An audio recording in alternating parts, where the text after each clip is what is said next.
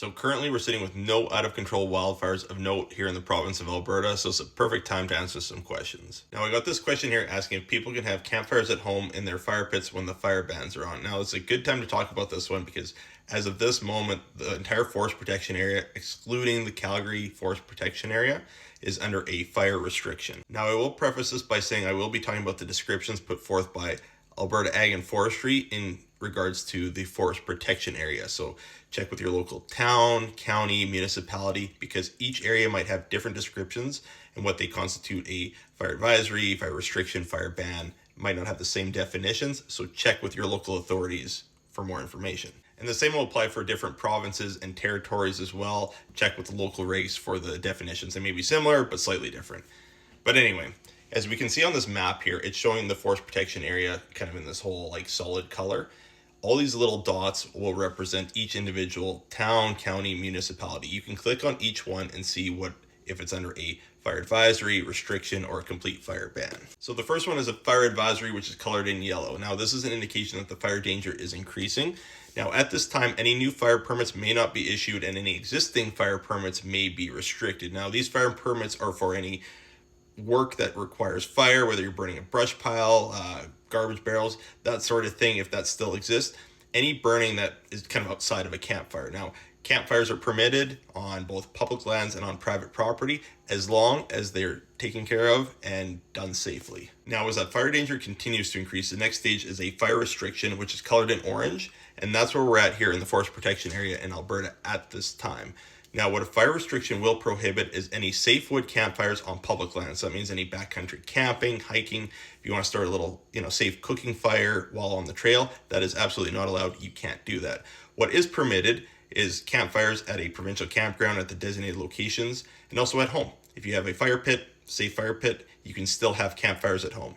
Now, in regards to fire permits, typically no new fire permits will be issued and the existing fire permits will be revisited. Some of them might be restricted and some of them might be outright canceled until the fire danger decreases. Now, finally, when the fire danger reaches its peak, we end up in an outright fire ban, which is colored in red. Now, any issued fire permits are suspended.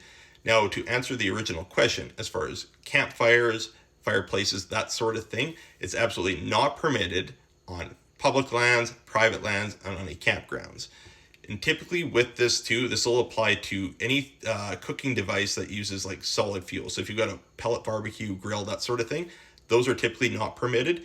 Usually what still is permitted though is an LPG or natural gas cooking appliance. So a barbecue that runs off propane, natural gas, that stuff is typically still permitted, but it's heavily advised to make sure that it's cleaned, maintained, taken care of to eliminate the fire hazard. Now, there may be instances where you're living inside a town or a city that's located within the forest protection area. Now, the forest protection area is going to have their advisories or their bans.